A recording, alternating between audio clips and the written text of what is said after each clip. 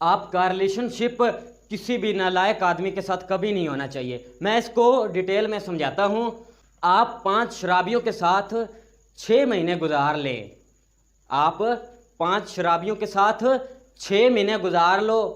اگر آپ شراب نہیں پیتے تو 95% مجھے لگتا ہے کہ 6 مہینے بعد آپ بوتل کھول لو گے۔ میں گارنٹی کے ساتھ کہہ سکتا ہوں آپ کو، آپ 5 شرابیوں کے ساتھ 6 مہینے گزار لو، اگر آپ شراب نہیں پیتے تو 95% میں گارنٹی سے کہہ سکتا ہوں کہ گھر میں سیٹ ہو کے آؤ گے ایک دن۔ If you hang with 9 rich people with 1 year، اگر آپ 9 امیر لوگوں کے ساتھ 1 سال گزار لیں تو میں گارنٹی کے ساتھ کہہ سکتا ہوں کہ 10ویں امیر انسان آپ ہوگے۔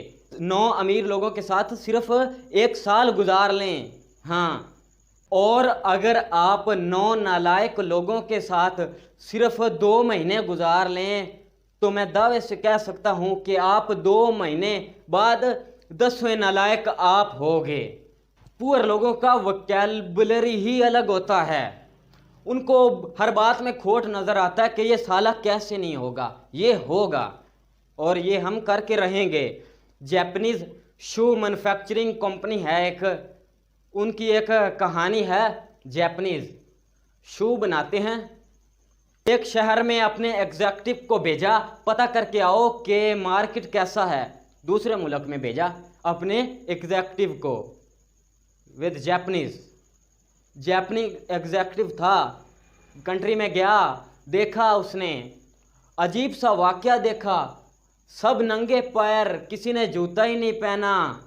اس نے بولا کیسا ملک ہے سالہ، کوئی جوتا ہی نہیں پہنتا۔ اس نے سی او کو بولا کیا کرنے جا رہے ہو؟ بولا 100 کروڑ کا پلانٹ لگانا ہے اس ملک کے اندر، اس شہر کے اندر، کیا لگتا ہے؟ بولا کینسل کرو، بند کرو، نہیں لگاؤ، یہاں تو سالہ کسی کو ضرورت ہی نہیں ہے کیونکہ کوئی پہنتا ہی نہیں، ویسٹ ہو جائے گا پیسہ۔ اس نے بولا کم بیک، واپس آ جاؤ۔ دوسرے کو بھیجا، اس نے وہ پہنچا ادھر، اس نے کہا کسی کے پاس جوتا نہیں۔ اس نے فون کیا سی او کو، اس نے کہا 100 کروڑ کا فیکٹری لگانے کا پلان ہے۔ بولا 500 کروڑ کا لگا دو۔ بولا مطلب؟ بولا سالہ سب کو چاہیے، کسی کے پاس نہیں ہے، سب کو چاہیے، کسی کے پاس ہے ہی نہیں۔ اس نے بولا سب کو چاہیے۔ سیم سچویشن کو 2 لوگ الگ الگ رسپونڈ کرتے ہیں، سیم سچویشن کو 2 لوگ الگ الگ رسپونڈ کرتے ہیں، اور 95% پور وکیبلری میری ہے آپ سے، ڈونٹ یوز دا وکیبلری۔